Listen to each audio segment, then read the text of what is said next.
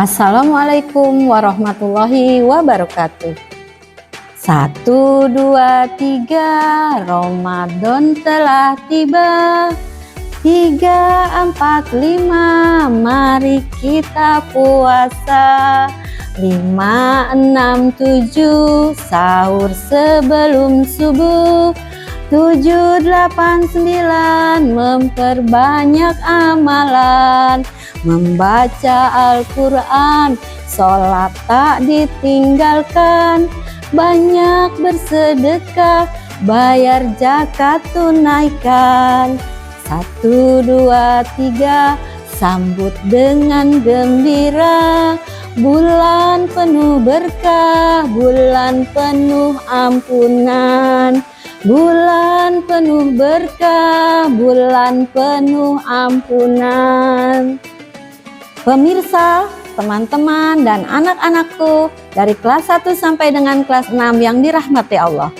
Alhamdulillah kita dipertemukan kembali dalam bulan Ramadan, bulan yang penuh berkah dan bulan penuh ampunan. Pada kesempatan kali ini, Bu Ros ingin berbagi obrolan tentang salah satu amalan sunnah yang sangat dianjurkan di bulan Ramadan, yaitu makan sahur. Meskipun terlihat sederhana, namun makan sahur memiliki keutamaan yang besar di sisi Allah Subhanahu wa Ta'ala. Mari kita simak bersama tentang keutamaan makan sahur dalam bulan Ramadan. Keutamaan yang pertama, makan sahur adalah sunnah yang ditekankan. Makan sahur merupakan sunnah yang sangat dianjurkan oleh Nabi Muhammad Shallallahu Alaihi Wasallam dalam sabdanya, "As-sahuri barokah." Pada sahur terdapat keberkahan. Hadis Bukhari dan Muslim.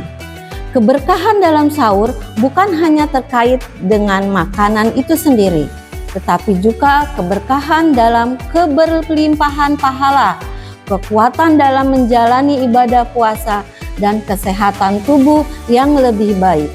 Oleh karena itu, meskipun kita merasa malas, jangan pernah tinggalkan sahur, karena Allah Subhanahu wa Ta'ala telah menjanjikan keberkahan bagi umatnya yang melakukan makan sahur.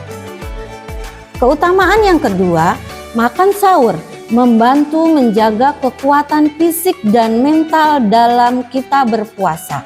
Makan sahur juga sangat bermanfaat untuk menjaga kekuatan tubuh kita selama menjalani ibadah puasa. Dalam bulan Ramadan, kita diwajibkan berpuasa dari fajar hingga maghrib.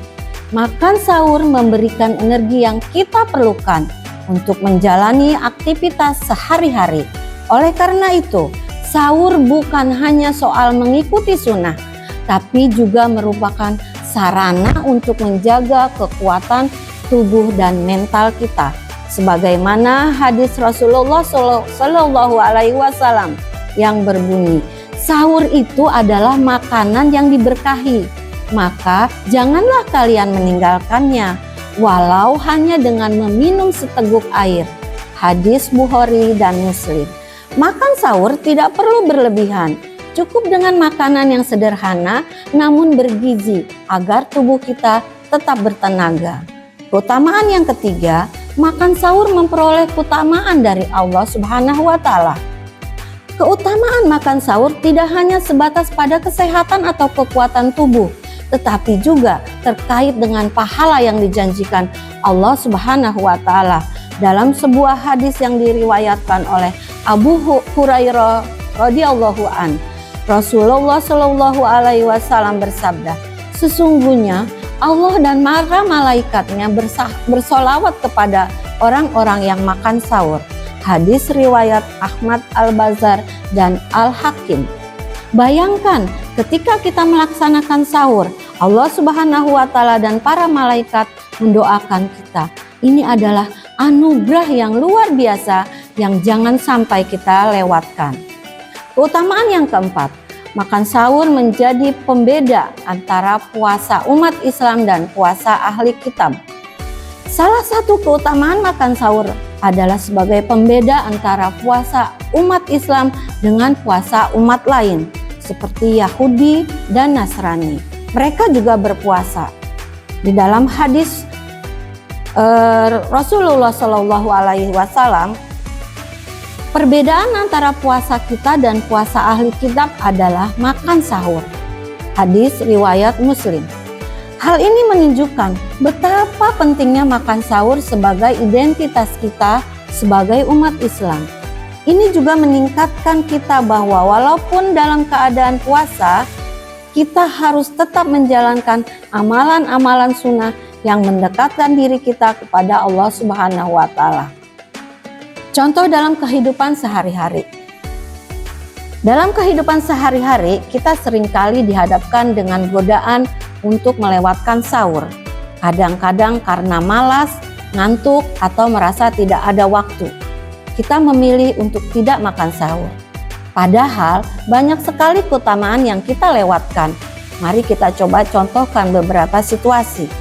Situasi yang pertama, seorang ayah yang bekerja keras sepanjang hari, meski lelah, ia tetap bangun untuk makan sahur. Karena ia tahu bahwa makan sahur memberinya kekuatan dan keberkahan dari Allah untuk menjalani kewajibannya pada siang hari dengan baik. Situasi yang kedua, seorang ibu yang sibuk mengurus rumah tangga dan anak-anak.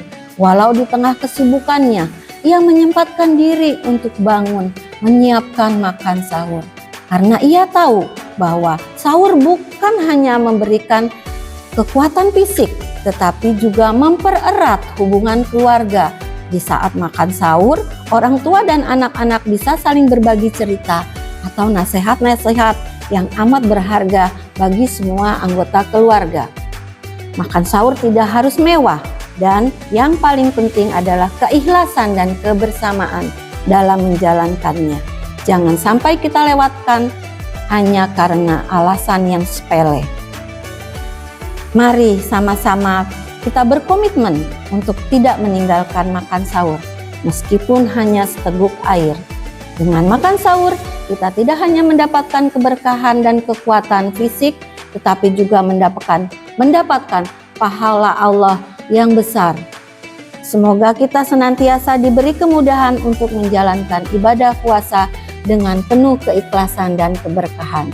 Demikian obrolan ini, semoga bermanfaat bagi kita semua. Sebagai penutup, mohon izin Ibu akan berpantun. Pak Soleh dan Bu Eha membeli penyedap rasa. Anak soleh dan soleha pasti siap menjalankan ibadah puasa. Wassalamualaikum warahmatullahi wabarakatuh.